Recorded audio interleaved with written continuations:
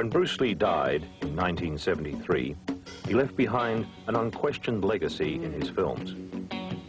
But beyond his films, there is another legacy, in his martial art, Jeet Kune Do.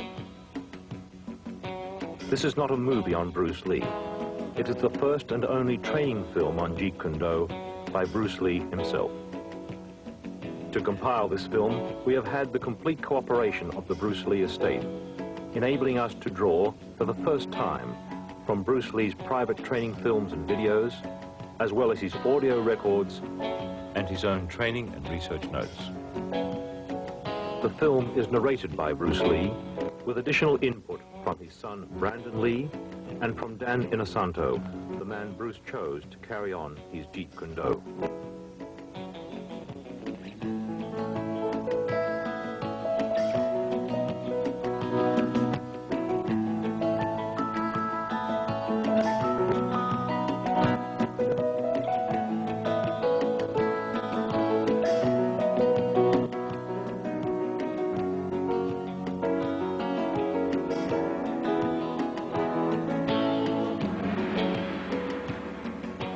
My last name is Lee, Bruce Lee. I was born in San Francisco in 1940. My martial art is in Cantonese, Jeet Kune Do, the way of the intercepting fist.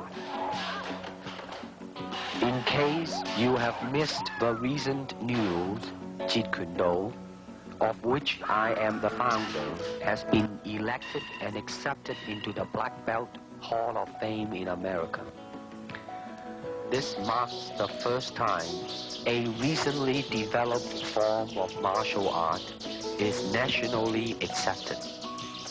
No, Jeet Kune Do is not thousands or even hundreds of years old.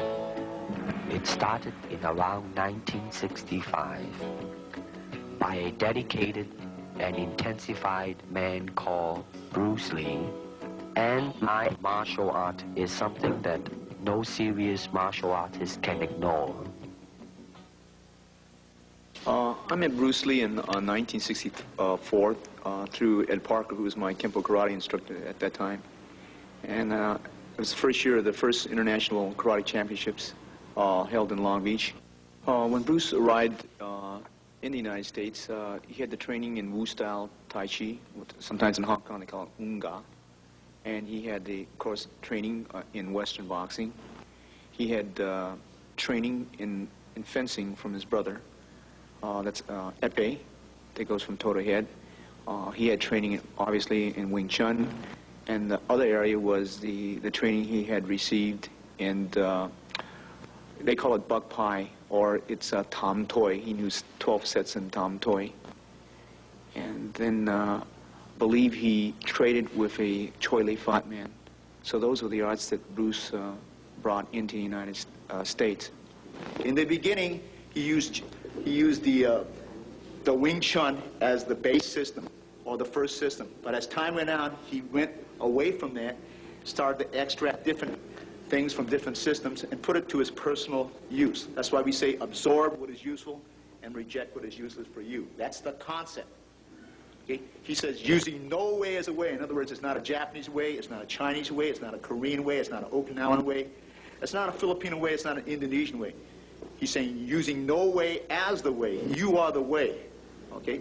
Then he's saying using no limitation as a limitation. That's the concept in Jeet Kune Do. That means I don't limit myself to a Filipino style or an Indonesian style or a Malaysian style. I use what is useful for me, because at certain times a certain art may be useful under a certain environment.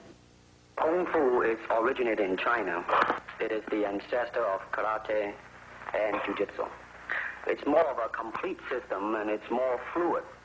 Kung Fu can be practiced alone or with a partner. Practicing alone, they involve form. Some imitate a crane, a monkey, a praying mantis. Martial art include all the combative arts like karate or karate, judo, Chinese kung fu or Chinese boxing, whatever you call it.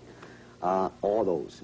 You see, like Aikido, Korean, I can go on and on and on. But it's a combative form of fighting. I mean, it's not, some of them became sport, but some of them are still not. I mean, they use, for instance, kicking to the groin, jabbing fingers at the eyes, and things like that. He mixed his trapping into grappling. He had 32 different sequences, as you could see in The Game of Death and the Way of the Dragon. Those two films, he was getting into grappling, the face locks, the head locks. Originally, Bruce taught us various different trapping methods. For instance, if the punch was to come and we were to trap it, we would come back here and we would lock up. This would be the lock-up positions that we would use. To me, okay, to me, ultimately, martial art means honestly expressing yourself. Now, it is very difficult to do. I mean, it is easy for me to put on a show and be cocky, and be flooded with a cocky feeling and then feel like pretty cool and all that. Or I can make all kinds of phony things, you see what I mean, blinded by it. Or I can show you some really fancy movement. But to express oneself honestly, not lying to oneself, and to express myself honestly, that, my friend, is very hard to do.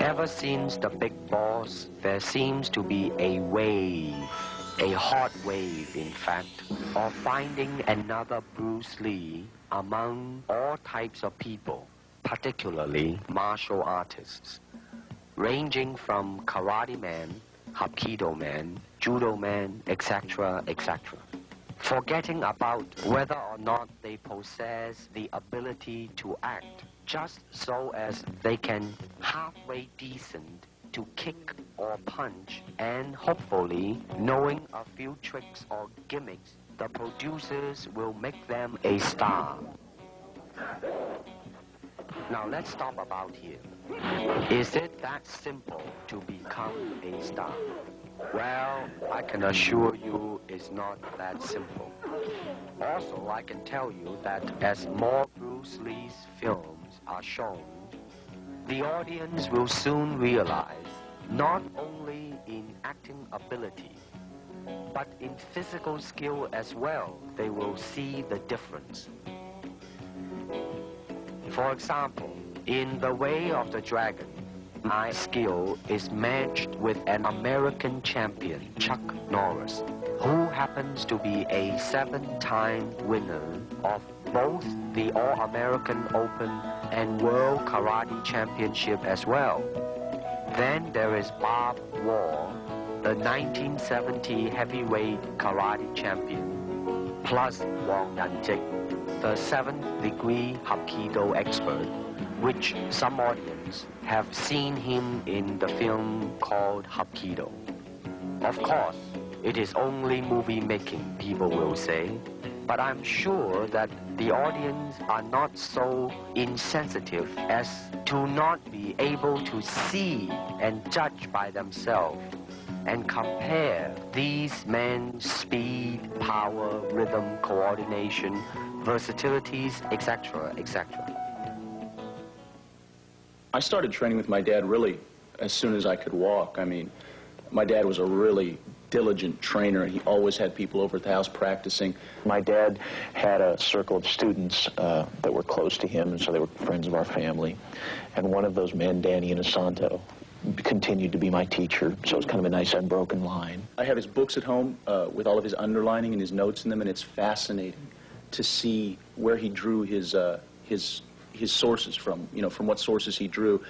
He's got books on Western fencing at home that he would use, on boxing. I remember he always used to say that you want to try and absorb what is useful, discard what is useless, and add what is essentially your own, and that was kind of his credo in creating Jeet Kune Do. When people ask me the question in interviews generally what my style is, I usually say, well, my father created the art of Jeet Kune Do.